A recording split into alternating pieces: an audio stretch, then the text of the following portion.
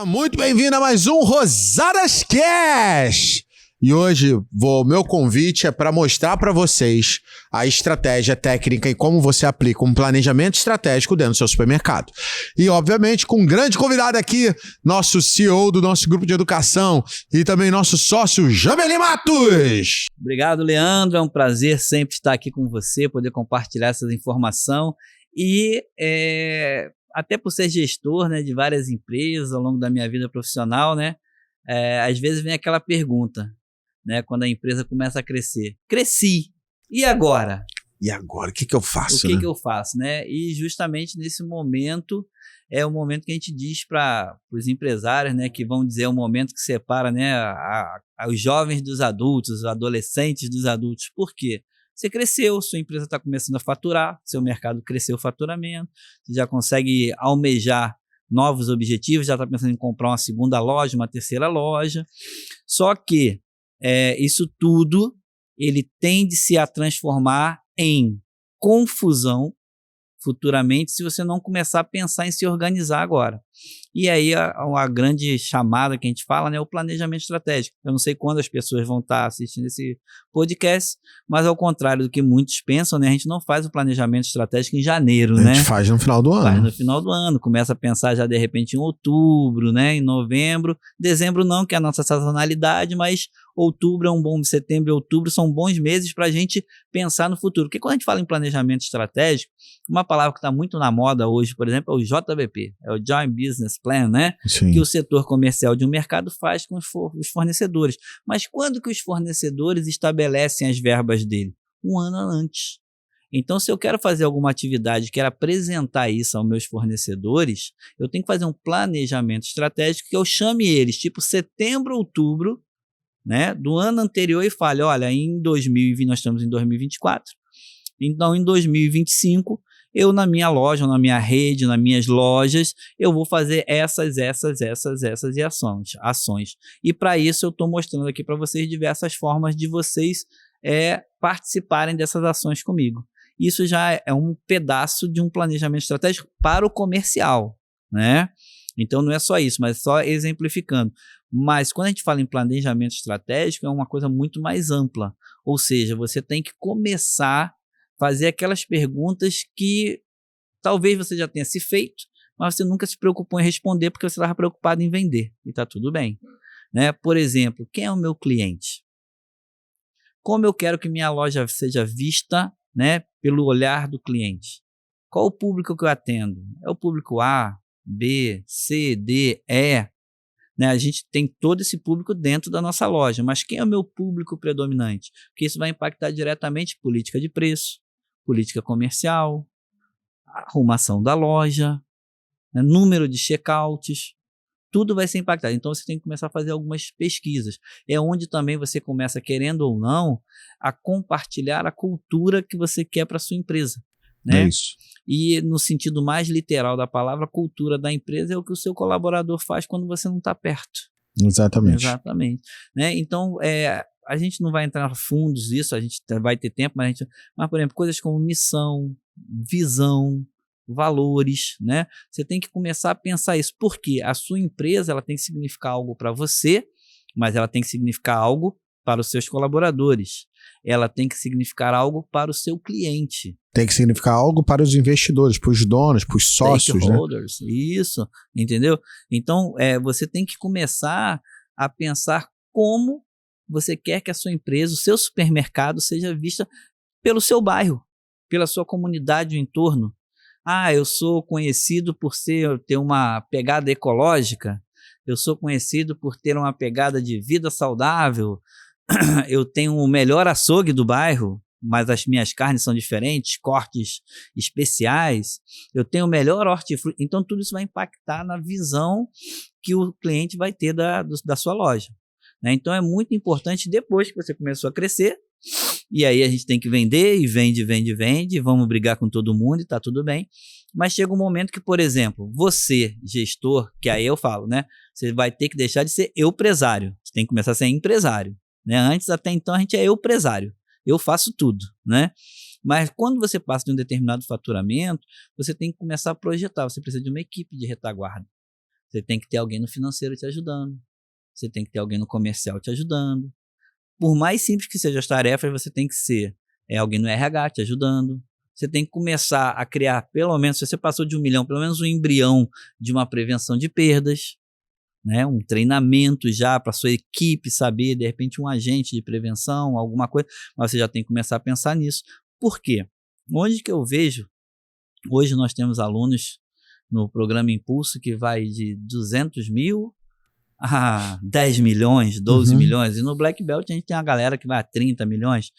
E onde que eu vejo que normalmente a gente tem problema de venda, a gente tem problema de margem, mas normalmente onde empaca quando chega a hora de crescer. Às vezes o cara vendeu, liga para você, Leandro, Jean, eu estou vendo aqui um ponto aqui novo, tal.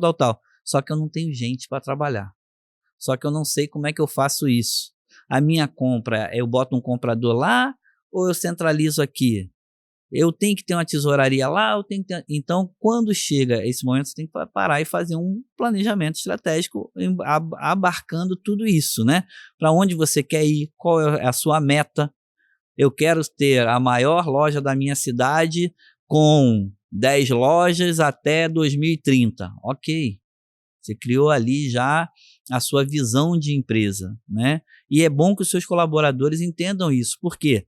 Se eu tenho 2 lojas hoje, o cara que é meu subgerente, olha, o patrão falou que vai ter 10 lojas. Então, de repente, a próxima loja, eu sou sub aqui, eu vou ser gerente na próxima. Quem é repositor, opa, vai abrir mais loja, eu vou ser encarregado. Se eu for depois encarregado, vai abrir mais loja, você sub. Quando chegar lá na 9ª loja, eu sou gerente. Você começa a criar horizontes para a sua equipe e a sua equipe começa a querer ficar dentro da sua empresa. Porque ela vai ter um crescimento profissional, não só financeiro, mas profissional, né? E isso é importante que você esteja almejando. Então, o gestor, o dono da loja, o teu empresário, né, o dono do supermercado, ele deixa de ser um dono de supermercado, um dono de mercadinho, ele passa a ser um empresário que o foco dele é gestão. Gestão é o quê? Resolver problemas. E para ele resolver problemas, ele não pode estar na operação, ele não pode estar arrumando o produto lá na gôndola, por mais que ele goste, ele não pode estar no açougue limpando carne, ele não pode estar pegando a empilhadeira para descarregar caminhão, por mais que acho que todos nós já tivemos esse gostinho, dá uma vontade de ir lá, né? Mas ele tem que começar a cuidar da gestão, né? Gestão comercial, gestão de operação, gestão de prevenção, gestão financeira, e aí ele tem que criar degraus para ele começar a sair, né? Primeiro ele sai da operação e vai para o nível tático, né? Vamos dizer que é um nível mais gerencial. Ele está no nível gerencial, ele conseguiu um colaborador que vai ajudar ele, ele sai e vai para o nível estratégico. O objetivo do dono é estar no nível estratégico. Não é ele deixar algumas pessoas, mas eu não vou poder cumprimentar os clientes. Não, parte do seu trabalho é cumprimentar os clientes. Talvez seja uma parte importantíssima do seu trabalho. O cliente te vê, saber que a loja ainda é sua, que o atendimento está do jeito que era quando seu pai tocava a loja, né? Então, isso é uma parte importante do seu trabalho. Isso é estratégico. Mas não é você estar arrumando mercadoria. Não é você estar contando dinheiro que vem do caixa, né? Então, tudo isso aí, você ao longo do tempo, você tem que crescer. Se você não fizer isso, você se torna o gargalo da empresa. Quando você se torna o gargalo da empresa, a sua empresa ela começa a tender a ter mais problemas. Aí sabe o que a gente ouve muitas vezes? Eu era mais feliz quando eu vendia menos. Não era que você era mais feliz. Simplesmente você não direcionava o trabalho, você conseguia resolver. Você passou de um determinado faturamento, você tem que começar a direcionar o seu trabalho. É isso. Dependendo do tamanho do mercado, né? Você vai ter linhas de planejamento diferentes. Eu costumo dizer que a pessoa fala assim, precisa ter gestão. Precisa ter gestão. Só que gestão é um negócio abrangente pra caramba, né?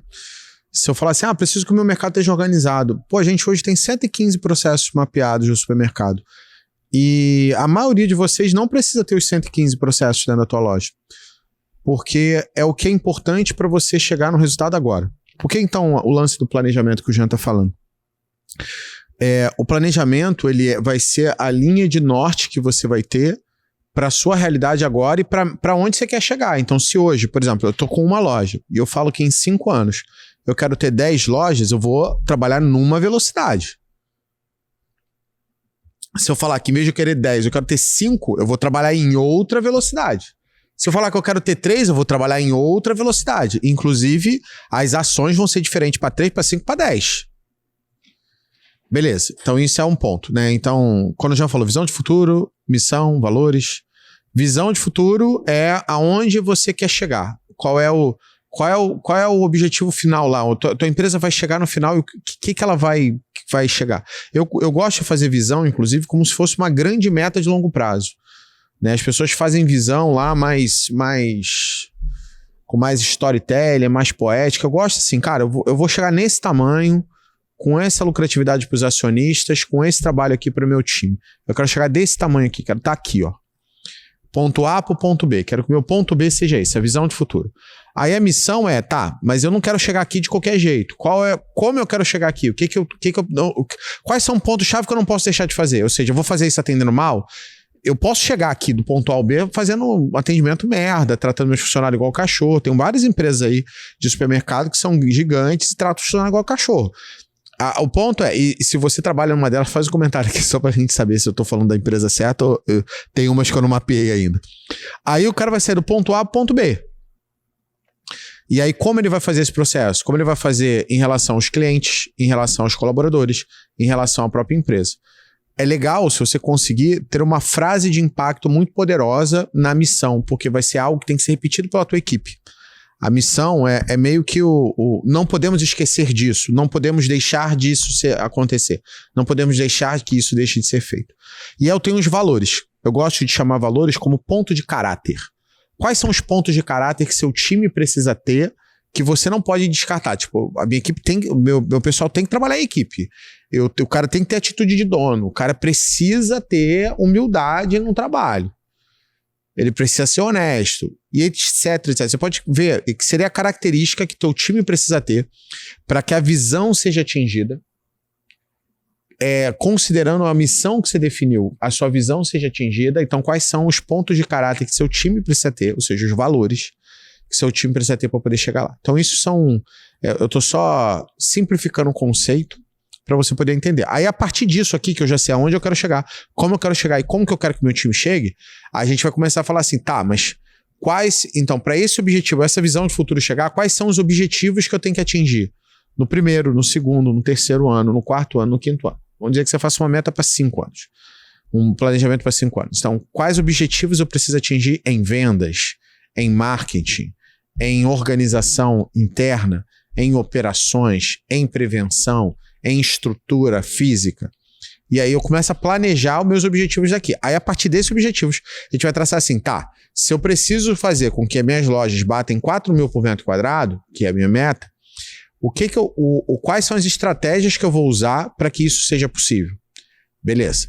Aí depois disso vamos dizer que a estratégia seja rever o layout de todas as lojas e montar um modelo de loja mais eficiente para essa e para as futuras que a gente vai abrir.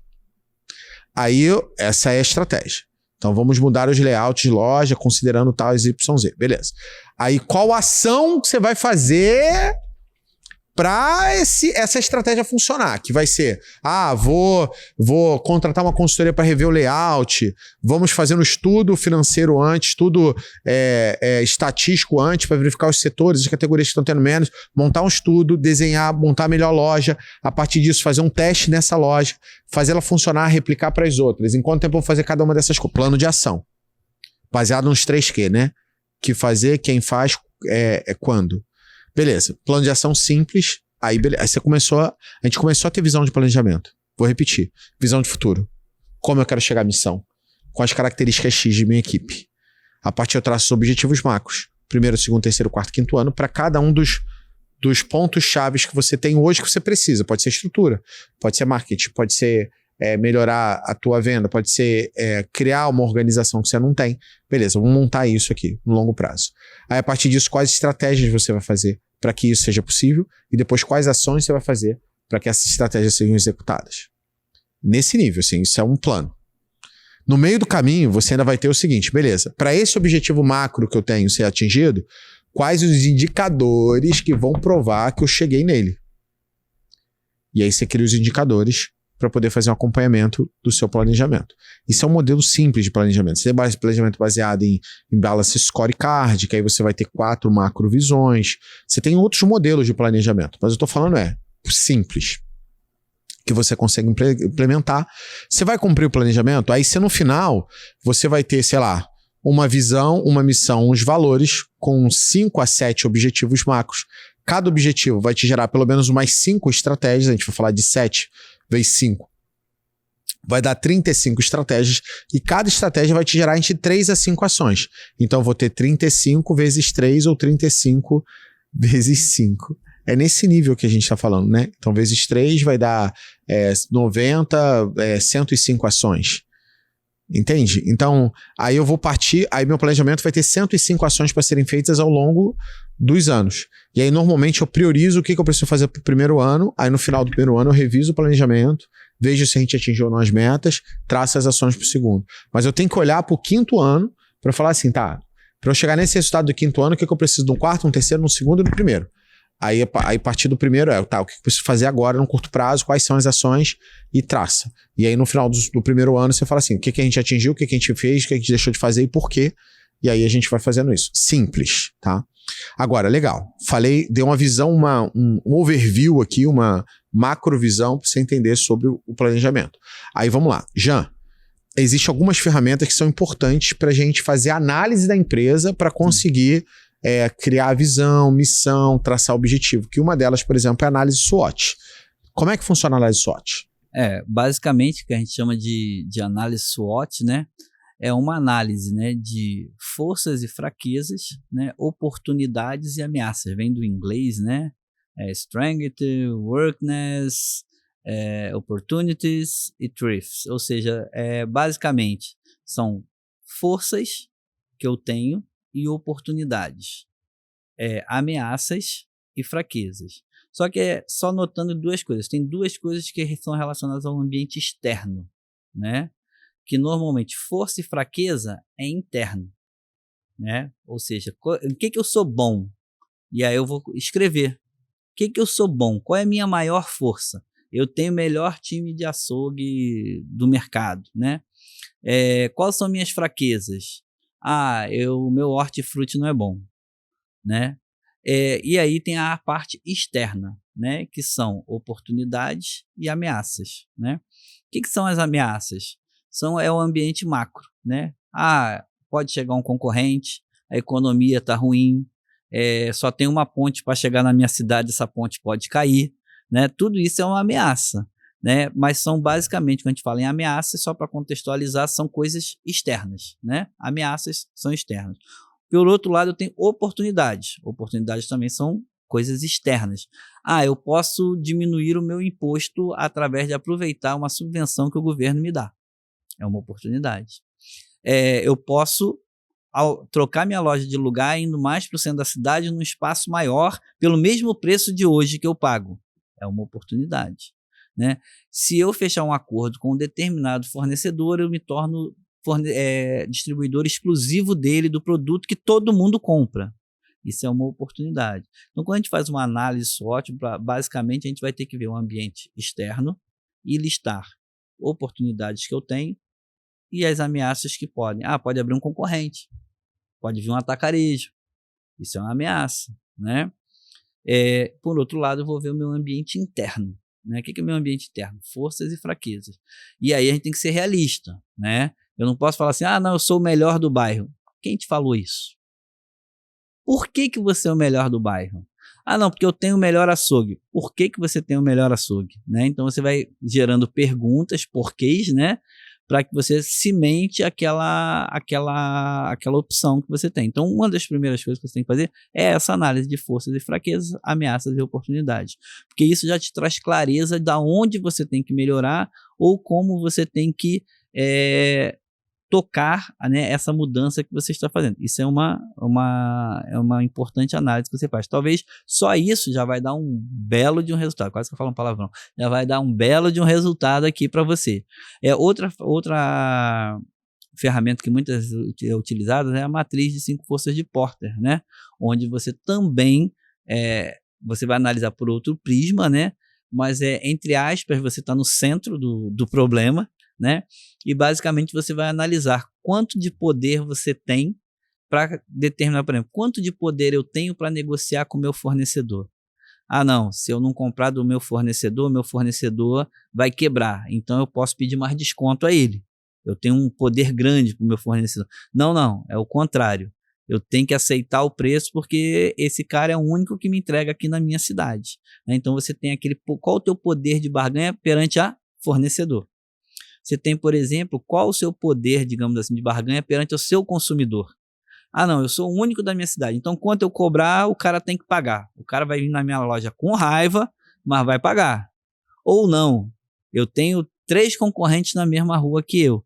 Então, o meu poder de influenciar o meu consumidor, ele é muito baixo. Porque se eu tiver caro, o cara sai da minha loja, ou então ele já entra na minha loja com 3 encartes na mão, né? Para fazer o comparativo, né? Então, você vai fazendo análises que vão... perante ao governo, perante a economia, como é que isso impacta o seu negócio? Então, você vai fazendo análise das forças que estão ao redor do seu negócio, né? E aí, para cada análise, você está gerando ali um insight, um tema, para que você possa analisar. Por quê? Eu sou bom demais, tá? Mas e se meu fornecedor parar de me entregar carne? Né? Então, eu acho que eu sou bom demais, mas às vezes o meu poder ali de influenciar alguma coisa é muito baixo. Minha carne é muito boa é porque eu tenho um fornecedor muito bom. E se esse cara quebrar? Exatamente. Se esse cara parar de entregar? E se a carne desse cara piorar? Exatamente. E aí, como é que eu negocio o preço? Não, olha só, eu vou botar aqui, eu só negocio com o fornecedor X, mas esse fornecedor X, ele é o líder, é o maior, ele me dá 7 dias de pagamento e acabou o papo, né? E detalhe, se eu devolver a nota do produto dele, ele ainda me bota de quarentena e não me entrega produto durante 3 semanas. Ninguém sabe disso, né? Mas acontece, né? Entendeu? Finge que não acontece. Aí o pneu do caminhão fura toda semana, durante 3 semanas, e eu fico sem a mercadoria.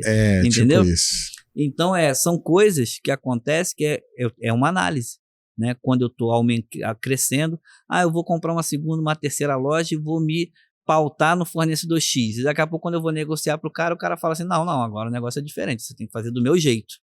E olha, aquele produto, aquela condição que eu contava, ela não existe mais de repente, né? Então, você tem que fazer essa análise de forças também. Você vai ter feito já a tua análise SWOT, depois você vai ver a tua análise, né, de porta, as forças de porta, onde você vai estar ali olhando qual é a tua força no marketing, né? Então, é muito importante, né? Você falou só retroagindo um pouco, você falou um pouquinho da missão, que é uma frase de efeito.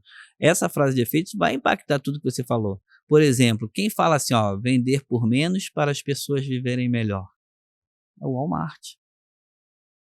Então, todo funcionário do Walmart, ele tem que entender qual é a função deles. Vender por menos para que as pessoas vivam melhor. Eu quero gerar a melhor experiência de compra para todos os meus clientes em todas as minhas lojas.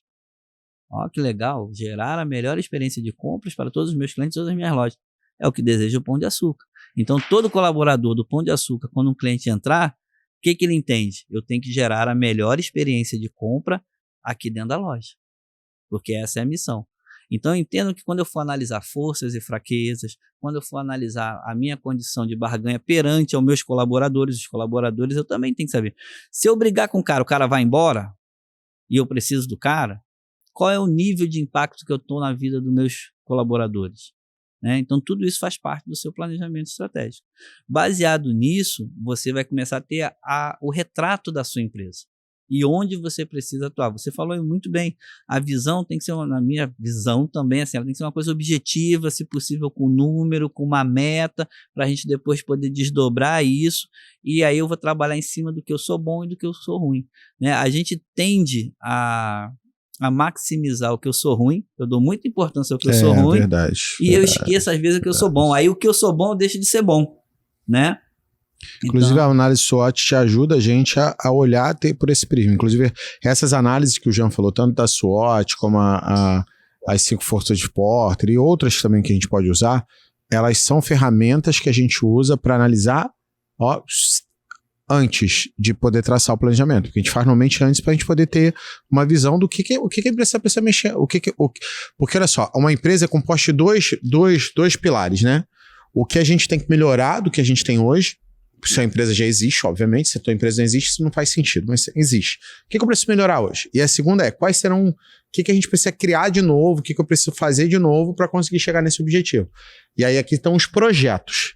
E aqui estão as ações de melhoria. São duas coisas paralelas que vão rolar aqui também para você conseguir chegar. Ou seja, quais são os projetos que a gente vai criar aqui dentro da empresa para poder chegar nas metas que a gente precisa e qual vai ser as ações de melhoria para poder fazer. Isso. Uma outra coisa que a gente, né, por mercado, o mercado é um segmento de liquidez extremamente alta, né? Nosso mercado é dinâmico, né?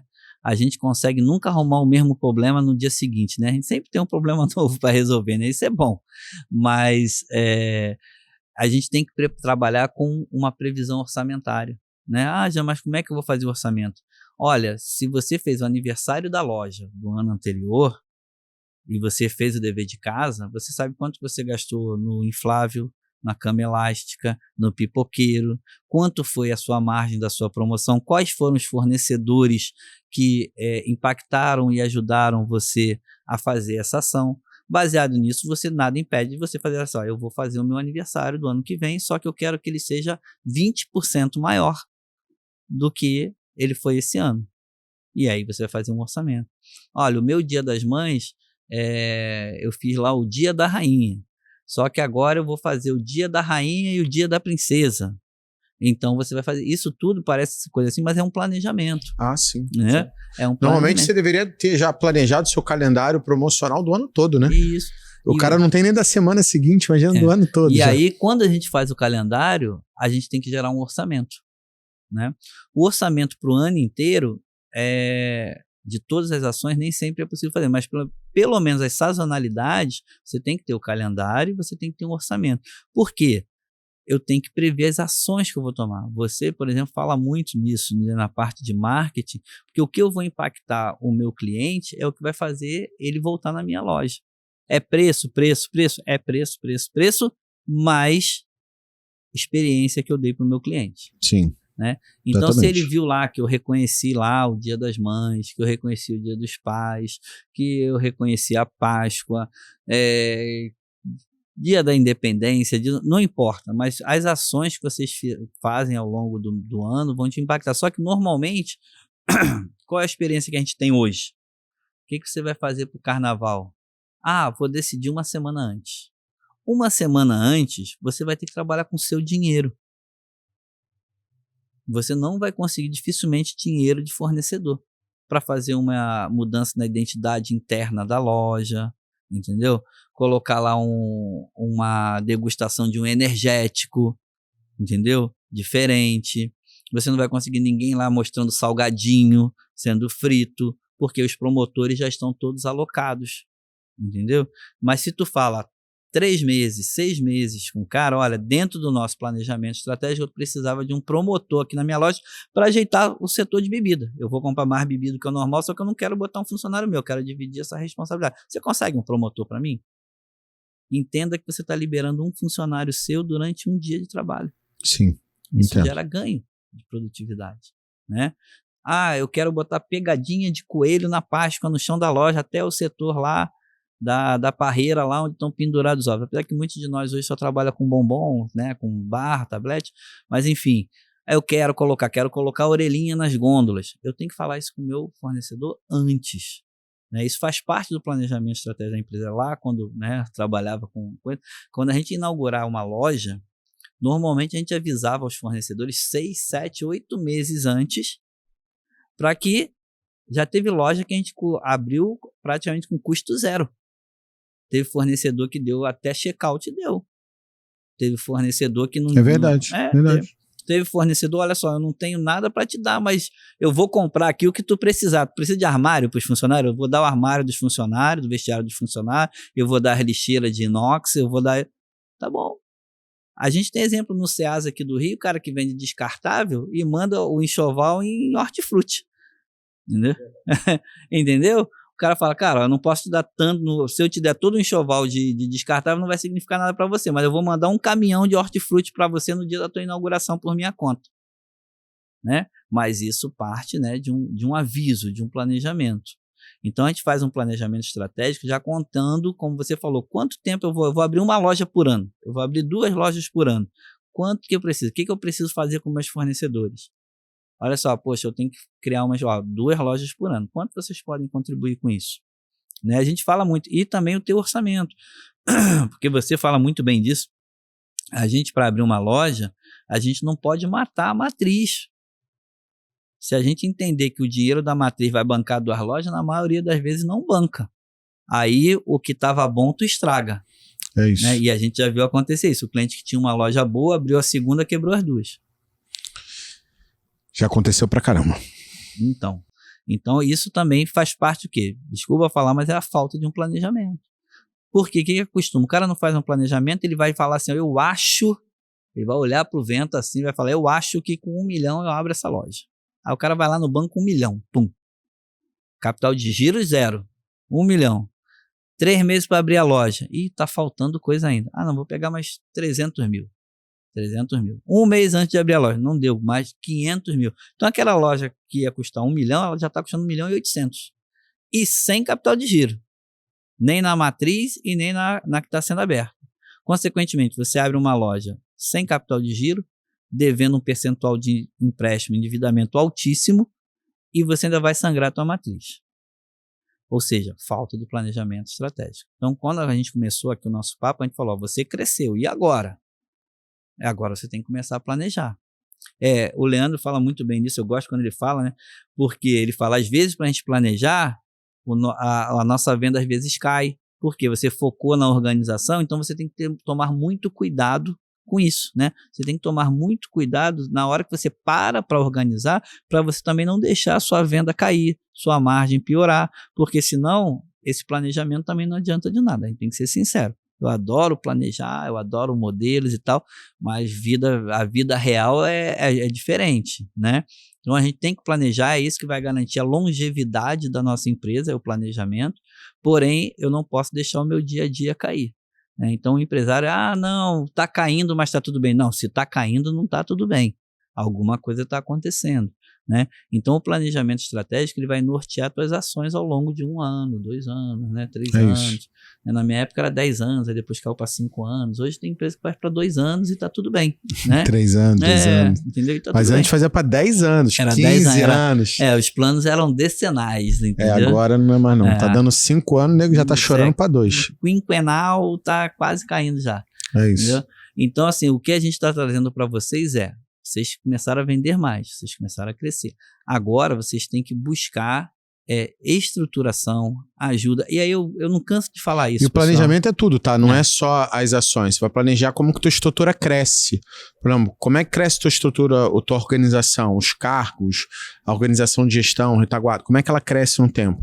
Como é que cresce a tua estrutura de marketing ao longo do tempo? Como é que você vai evoluir tua marca ao longo do tempo? Você tem que pensar em vários aspectos que não é só organização e não é só sobre abrir loja, tá?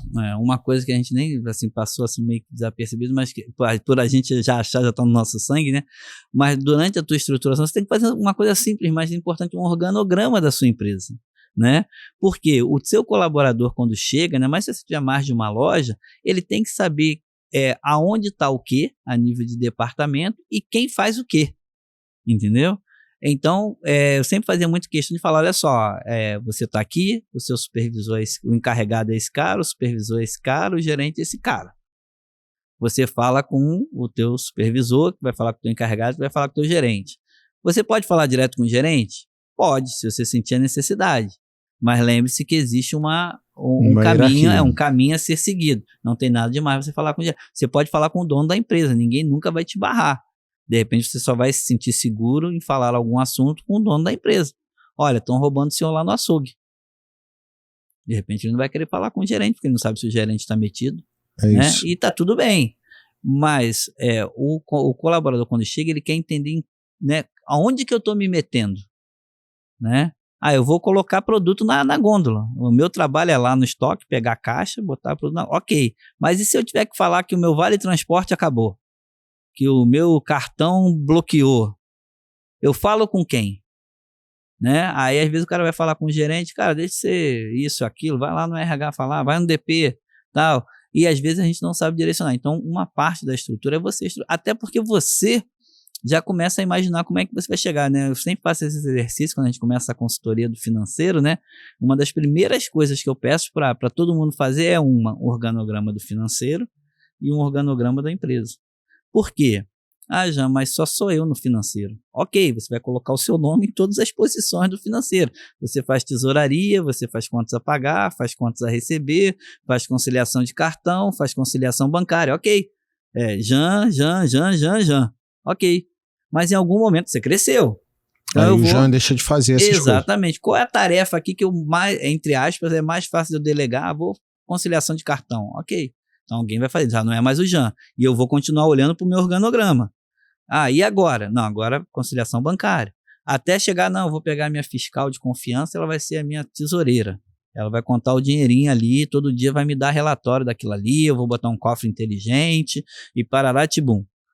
Então eu vou delegar, e o organograma, ele te ajuda a prever aonde você tem que estar, como a gente começou. Você tem que estar na gestão. E você vai, quais os cargos que eu vou abrir mão? Ah, qual vão ser os últimos que eu vou abrir mão, né? O Leandro fala muita pergunta sobre isso. Os últimos que eu vou abrir mão é compras e o último, precificação, né? Então eu vou abrindo mão, delegando, sempre supervisionando. Qual né? o primeiro que você abre mão? Financeiro. Não de pagar a conta, mas de fazer o processo financeiro todo. Todos os processos operacionais você tem que ir abrindo mão. Isso. E aí você tem que encaixar as pessoas ali. Porque senão, volto a dizer, você vira gargalo, a sua empresa para, tudo bate em você, você vai ter uma vida que não é uma vida, né? Você vai ter um número de problemas excessivo ao longo do dia, né? E por quê? Porque você é centralizador. Infelizmente ou felizmente, né? Você ser centralizador te levou até aqui. Em um determinado momento, você tem que deixar de ser centralizador e ser delegador.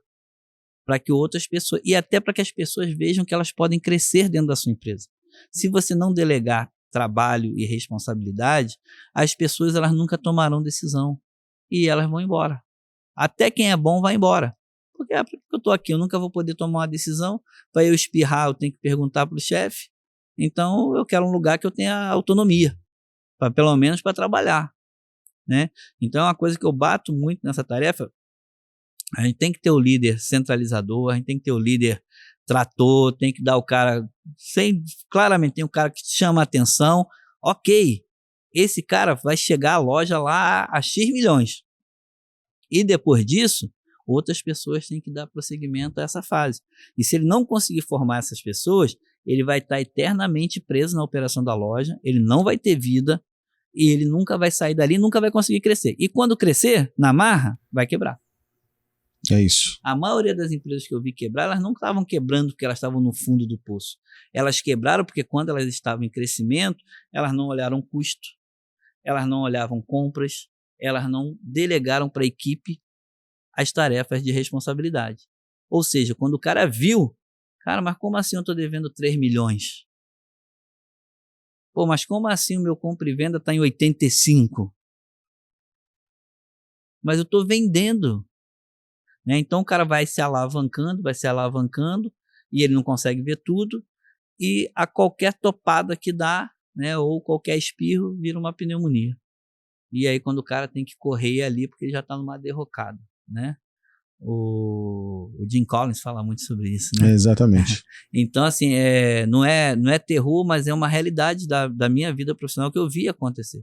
Né? Eu já tive, infelizmente, o dissabor de subir no palanque para mandar quase uma centena de pessoas embora, né? De uma vez só, por um problema desse. Eu fui contratado para fazer isso, né? Que o dono não conseguia fazer, e eu fiz, né? Mas ao analisar a situação, talvez se tivesse um nível maior de organização ou mais pessoas olhando, né, a operação daquela empresa, aquela empresa não teria fechado, entendeu? Talvez tivesse até diminuído de tamanho para voltar a crescer depois, mas ela não teria desaparecido, né? Digamos assim.